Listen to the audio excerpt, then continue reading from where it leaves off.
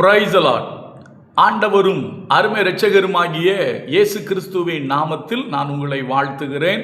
மறுபடியுமாக கர்த்தருடைய பரிசுத்தமுள்ள சன்னிதானத்திலிருந்து கர்த்தருடைய பரிசுத்தமான வார்த்தைகள் மூலமாய் உங்களை சந்திப்பது மிகுந்த மகிழ்ச்சி. ஆண்டவருடைய பெரிதான கிருபையினால இந்த வாரம் நாம் தொடர்ந்து தியானிக்கிற காரியம் வேட்டை என்கிற தலைப்பிலே கர்த்தருடைய வார்த்தையை தியானிக்க ஆரம்பித்திருக்கிறோம். என்ன வேட்டை? நேற்றைக்கு பார்த்தோம், விபச்சாரியானவள் அருமையான உயிரை வேட்டையாடுகிறாள். நீதிமொழிகள் ரொம்ப அழகா போட்டிருக்கு. அருமையான கர்த்தருடைய பிள்ளைகளே, விபச்சார பாவம் ஒரு மனிதனை வேட்டையாடும். ஒரு மனிதன் விபச்சார பாவத்தில் வாழ்வானே ஆனால் அவன் வேட்டையாடப்படுவான் என்பதை வேத வசனத்தின் அடிப்படையிலும் உலக நடைமுறையிலும் சில காரியங்களை நம்ம நேற்று பார்த்தோம். இன்றைக்கு இன்னொரு காரியத்தை நம்ம பார்ப்போம். கர்த்தர் அதற்கு நமக்கு உதவி செய்வாராக. சங்கீதங்களின் புஸ்தகம் 140வது சங்கீதம் 11வது வசனம். சங்கீதம் 140:11. பொல்லாத நா உள்ளவன் பூமியிலே நிலைப்பது இல்லை, கொடுமையான மனுஷனை பறக்கடிக்க பொல்லாப்பு அவனை வேட்டையாடும். கொடுமையான மனுஷனை, யார?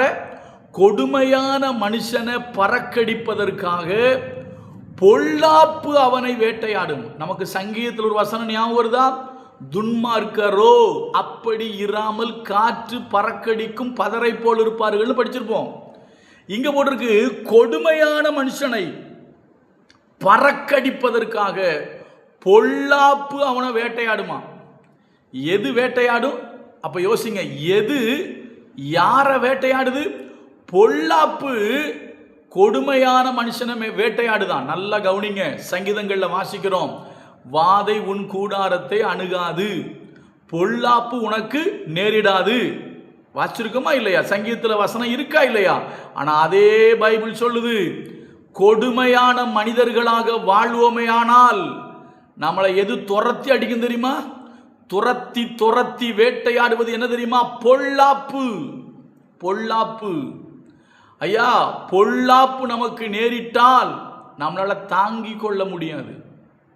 யாரை அந்த பொல்லாப்பு வேட்டையாடும் என்று சொன்னால் கொடுமையான மனுஷங்க. இப்போ பொதுவாக கொடுமையான மனுஷங்கன்னா நம்ம என்ன சொல்லுவோம்? நம்ம ஊர் வழக்கம் என்ன? மாமியார் கொடுமை, மருமகள் கொடுமை, குடும்பத்தில் பிள்ளைய கட்டி கொடுத்த இடத்துல கொடுமைப்படுத்துகிறாங்க.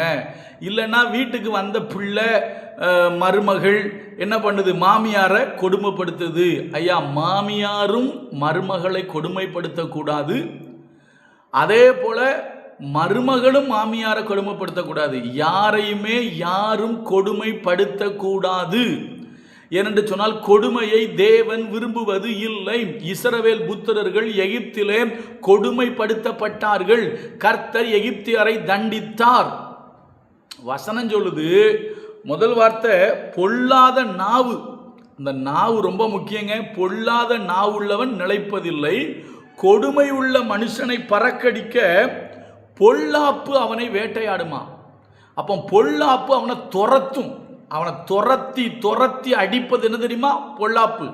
இப்போ நமக்கு இன்னொரு வசனத்தை நினைச்சு பாருங்களாம், என் ஜீவனுள்ள நாளெல்லாம் நன்மையும் கிருபையும் என்னை தொடரும். அப்போ நன்மையும் கிருபையும் நம்மளை தொடர்ந்தா நமக்கு சந்தோஷம். என் பின்னால என்ன வருது? நன்மையும் கிருபையும் வருது. ஆனா இங்க போட்டிருக்கு, உன்னை என்ன துரத்துது? என்ன வேட்டையாடுது? பொல்லாப்பு அவனை வேட்டையாடும். வேட்டையாடுனா என்ன அர்த்தம்? பின்னால துரத்திட்டு வருதுன்னு அர்த்தம். துரத்திட்டு வந்து நம்மளை சேதப்படுத்துதுன்னு அர்த்தம். நம்முடைய வாழ்வை பொல்லாப்பு துரத்தக்கூடாது, பொல்லாப்பு நம்மளை வேட்டையாடக்கூடாது. அந்த வார்த்தையை மறுபடியும் சொல்றேன், பொல்லாப்பு நேரிடாது. இப்படி பொல்லாப்பு நேரிடாதுன்னு போட்டிருக்கு. பொல்லாப்பு நேரிடாதுன்னு போட்டிருக்க இடத்துல அதே பைபிள் சொல்லுது, பொல்லாப்பு அவனை வேட்டையாடும். ஏங்க? கொடுமை. தயவு செய்து கர்த்தருடைய பிள்ளைகள் அநியாயமா நடக்காதீங்க. யாரையும் கொடுமைப்படுத்தாதீங்க. உங்க வீட்டுக்கு வந்திருக்கிற பிள்ளைகளை கொடுமைப்படுத்தாதீங்க. அதே போல நீங்க ஒரு வீட்டுக்கு வாழ போறீங்களா, அங்கு உள்ள பெரியவங்களை கொடுமைப்படுத்தாதீங்க. நீங்க கொடுமைப்படுத்தினால் ஒரு நாள் உங்களை பொல்லாப்பு வேட்டையாடும். நான் இன்னொரு வசனம் படிக்கிறேன். சங்கீதக்காரன் தாவீது ஒரு வார்த்தை சொல்லுவார் பாருங்களேன். சங்கீதங்களில் 35வது சங்கீதம், சங்கீதம் 35ஆம் சங்கீதம் ஒரு வார்த்தை இருக்கு. அந்த வார்த்தையை படிக்கிறேன் பாருங்க. இவங்களும் பதற போல போயிடுவாங்கன்னு சொல்றாரு. சங்கீதம் 35:5, அவர்கள் காற்று முகத்தில் பறக்கும் பதரை போல் ஆவார்களாக, கர்த்தருடைய தூதன் அவர்களை துரத்துவானாக. யார் துரத்துவான்?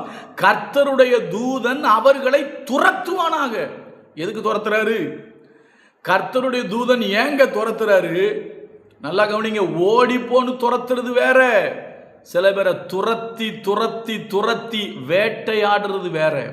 கர்த்தருடைய தூதன் நம்மளை துரத்தி வேட்டையாடுற மாதிரி நம்ம வாழ்க்கை வந்துடக்கூடாது. ஐயா, நம்ம கண்களுக்கு புலப்படாத எத்தனையோ காரியங்கள் இந்த உலகத்தில் நம்மை சுற்றி இருக்கிறது, நிறைய பேருக்கு தெரியறது இல்லை. தேவ தூதர்கள் உங்களை துரத்துவார்களே, ஆனால் உங்கள் நிலை என்ன? அப்போ பைபிள் சொல்லுது, கொடுமை செய்யாதீங்க. கொடுமை செஞ்சீங்கன்னா பொல்லாப்பு உங்களை வேட்டையாடும்.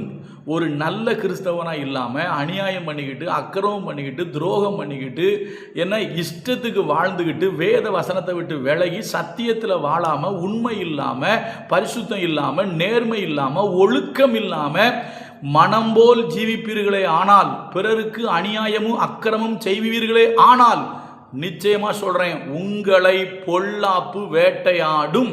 கர்த்தருடைய தூதன் உங்களை துரத்துவார். நாளைக்கு யாரை என்ன வேட்டையாடுங்கிற இன்னொன்னு பார்ப்போம். கர்த்தர் நல்லவர், அவர் கிருபை நம்மேல் என்றும் உள்ளது. God bless you.